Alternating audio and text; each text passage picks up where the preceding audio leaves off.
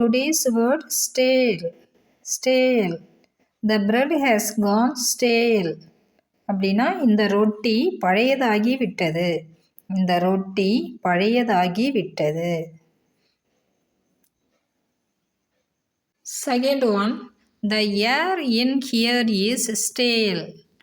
The air in here is stale. அப்படின்னா இங்கே காற்று புத்துணர்ச்சி இன்றி அல்லது காற்றோட்டமின்றி உள்ளது. இங்கே காற்று புத்துணர்ச்சியின்றி அல்லது காற்றோட்டமின்றி உள்ளது.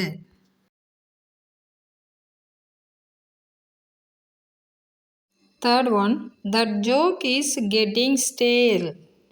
அந்த நகைச்சுவை பழையதாகி வருகிறது. That joke is getting stale. அந்த நகைச்சுவை பழையதாகி வருகிறது.